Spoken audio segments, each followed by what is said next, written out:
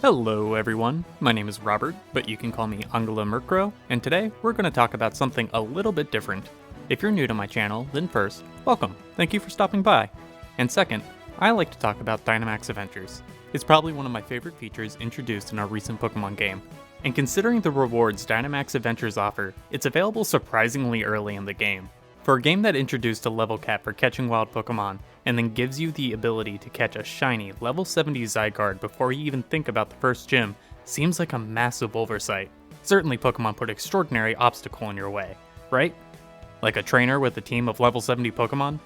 Well, somewhat. Except, even if you lose this battle, Peony will let you through regardless.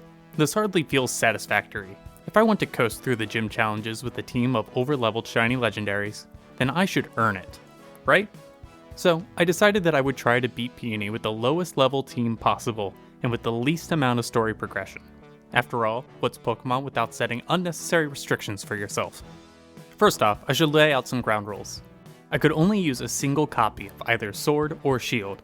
I wouldn't be able to receive any outside help from Pokemon Home or assistance with trade evolutions, only what was inside a single cartridge. I chose to play Shield, which accidentally made this challenge a little bit easier. Literally, the smallest. My next rule, I must beat Peony. I can't do any shenanigans with a draw or some nonsense, only an unequivocal win. Held items would be allowed, but I couldn't utilize any items during battle. Otherwise, I could just set up a situation in which I could stall out with revives. And, as I mentioned earlier, least amount of story progression, and lowest level possible. For story progression, in order to get to Peony, you must arrive at the Wild Area Station, immediately go back to Wedgehurst, and catch the Slowpoke. Any cutscenes or forced dialogue is story progression. I can tell you right now we need the Wild Area, so in terms of Galar proper, we stop right before entering Motostoke, and we're going to need access to the Isle of Armor. Be sure to only battle Clara or Avery, depending on which version you have, and then stay away from the dojo. As for lowest level possible, this one is a pickle. Theoretically, we could stroll up with a team of level 1 Pokemon and win, but some amount of them will gain experience by the end.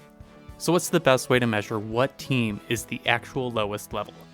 In the end, I went with lowest total team level at the end of the battle. This would encourage me, and others who wish to try this challenge, to minimize team size as well. Now that we've laid out our goal and the rules, what do we know about Peony's team? Peony has a level 70 Copperajah and a level 70 Aggron. There's really no point to run stats here. At level 70, every move is a one-hit KO, and they'll be outspeeding your level 1 Pokemon in almost every situation. Even if you manage to survive a hit, you also have to keep in mind the weather. No matter what date your switch is set to, it will always be hailing during your battle with Peony. While this may seem like a detriment, we can actually use this to our advantage. So what do we need to solve? First, we need to figure out how to outspeed. Second, we need to figure out how to gain the least amount of levels, and then we can figure out our win condition.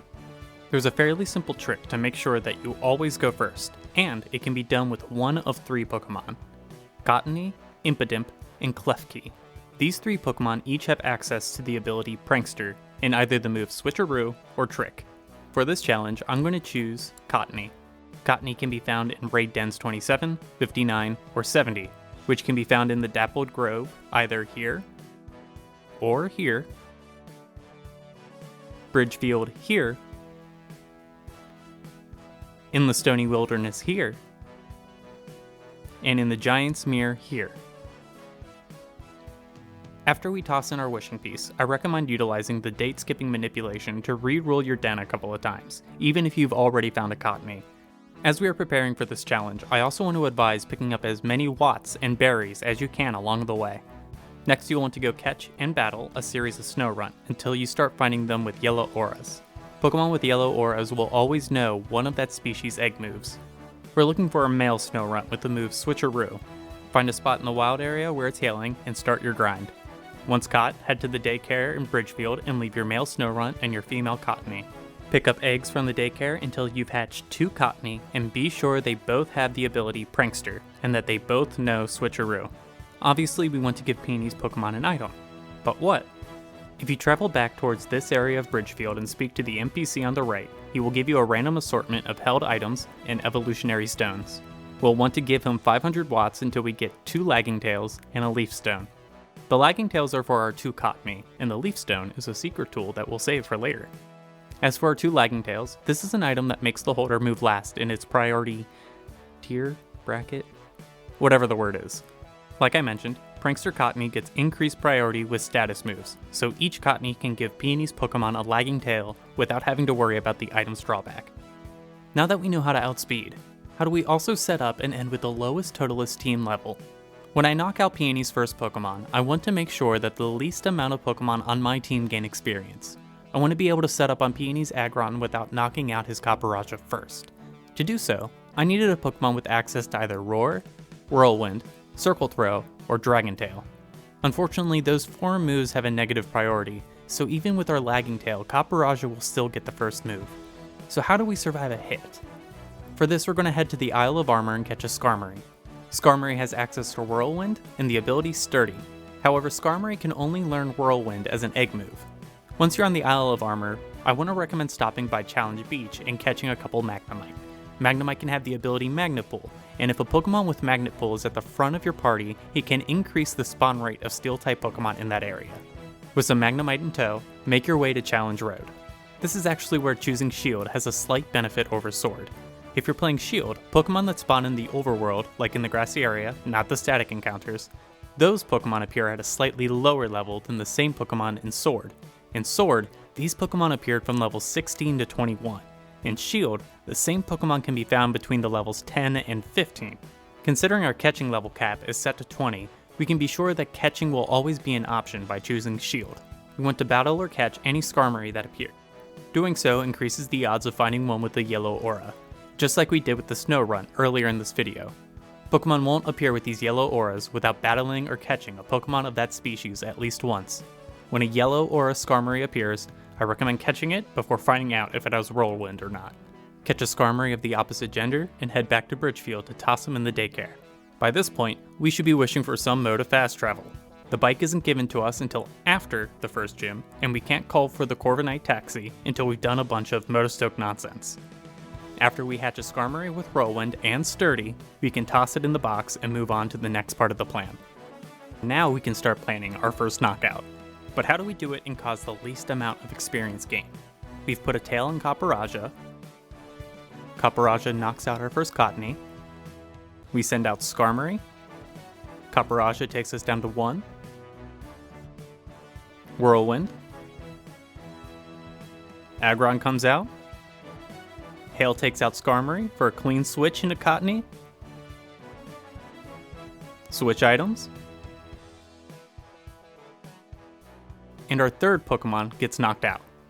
If we send out our win condition now to knock out Aggron, then that Pokemon, at level 1, will gain 3,503 experience. Surely, we can gain less. Pokemon gain less experience if they weren't used against the KO'd opponent.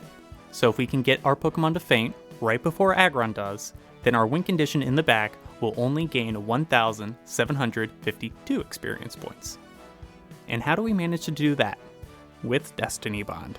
Now, you may remember that Snorunt from before. If you happen to have a female Snorunt, you can evolve it at any point with a Dawnstone. Take that Frostlass to Wedgehurst Pokemon Center, and it can relearn Destiny Bond at level 1. Simple, right? Not quite. Frostlass has only one standard ability, Snowcloak, which raises its evasion in hail. While Frostlass could work theoretically, we actually want Aggron to land a hit. We want a Pokemon that can learn Destiny Bond by level 1, and have it be consistent. For this, I went with Delibird. Delibird can learn Destiny Bond as an egg move, and as long as it's hailing, will appear abundantly in the Dappled Grove. Again, we're looking for a Delibird with a yellow aura. The chances to find these yellow auras increases after you've battled or caught 20, 50, and 100 Pokemon of that species. After you've caught your yellow aura Delibird, catch another Delibird, but of the opposite gender, and then make your way to the daycare. And finally, we can choose our win condition. In practice, our Delibird will use Destiny Bond, Aggron will knock it out, and Delibird will take Aggron down as well.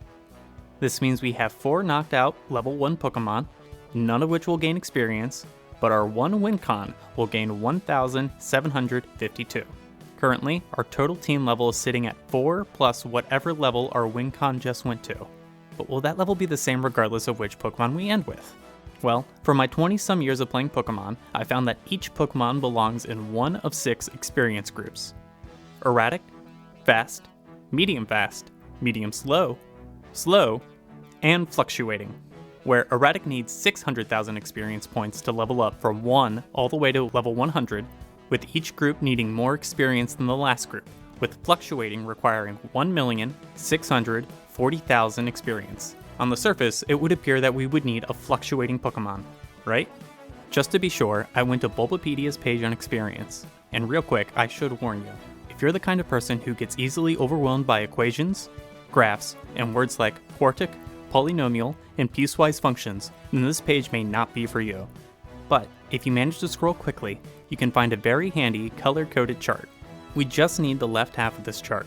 On this side, it tells us the total amount of experience a Pokemon would need to go from level 1 to whatever level we're looking for. By gaining 1,752 experience, this would put a Fluctuating and a Medium Slow Pokemon at level 14, a Fast and a Medium Fast Pokemon at level 12, a Slow Pokemon at 11, and Erratic at 9. I can tell you I did my best to figure out how to make an Erratic Pokemon work, but the Pokemon available to me were Applin, Nincada, and Feebas. So I combed through the available Pokemon in the Slow experience group and was looking for 3 things: Disruption, Protection, and Chip Damage.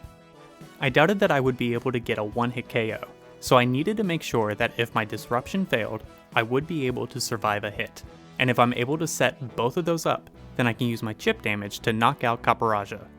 This criteria is how I chose Exeggutor, but to add 1 extra layer of protection with this plan, I wanted to get one with its hidden ability, Harvest. And so, I headed back to the Isle of Armor, once again wishing for some means of fast travel.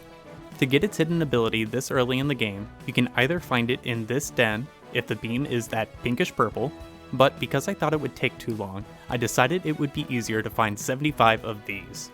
If you're able to find 75 Diglett hairs and then report back to this NPC in the Fields of Honor, this NPC will give you an Alolan Exeggutor with its hidden ability. Fortunately, you can have access to at least 100 Diglett before you even get the bike. I can tell you that from experience. We'll have to receive a number of other Pokemon before Exeggutor, but before Exeggutor, be sure to save first, because we need to get a female Exeggutor for the ability to pass down. With that completed, I headed back to the wild area, not to the daycare. First, we need to go out and catch a male Oddish, level it up to 18, and teach it Sleep Powder. Then you can go to the daycare, toss that male Oddish and the female Exeggutor into the daycare, and hatch an egg. While you're hatching your collection of eggs, this would be a good time to visit the various Watt traders in the area. We're looking for one carrying TR20, Substitute, and TR26 if you happen to see it. This may require you to adjust the date of your switch to find one, but once you do, make your way back to Wedgehurst, making one last run for berries if you haven't been doing so throughout. Once back in Wedgehurst, you can make your way to the Pokemon Center. Let's move our team back into our party. We want Cottony, Skarmory, Cottony, Delibird, and Execute. Give each Cottony a lagging tail. If you happen to pick up TR26, teach it to Delibird. Destiny Bond will fail if used twice in a row. If Aggron misses, then we'll need a turn off and need to survive before using Destiny Bond again. TR26 teaches Delibird the move Endure, which can give us that safety net. Next, use that Leaf Stone from earlier on Execute. Give your new Exeggutor either an Oran Berry or Citrus Berry, use TR20 on Exeggutor to teach it Substitute, and then use the NPC behind the Pokemon Center's left counter to make Exeggutor relearn Leech Seed. Its final moveset must include Sleep Powder, Substitute, and Leech Seed. The plan is to put Copperajah to sleep, set up Substitute, and if Copperajah is still asleep, you can set up Leech Seed and spam Substitute for the rest of the battle. If Copperajah wakes up before you can set up Leech Seed, then your Substitute will protect you for a turn. The berry given to Exeggutor is ultimately your call, but it'll give you some extra HP if you have to use Substitute multiple times. Plus, Harvest gives you a 50% chance at recovering a berry used during battle. Not guaranteed, but an extra layer of security nonetheless. While the battle is playing out, I would like to thank you all for watching this video. If there's one thing I do more than playing Pokemon, it's thinking extensively about Pokemon. And I greatly appreciate having this outlet to share just how much I think about the games on a daily basis. And with the 25th anniversary coming up in February, we're bound to get a lot of news that I can't wait to share with you all.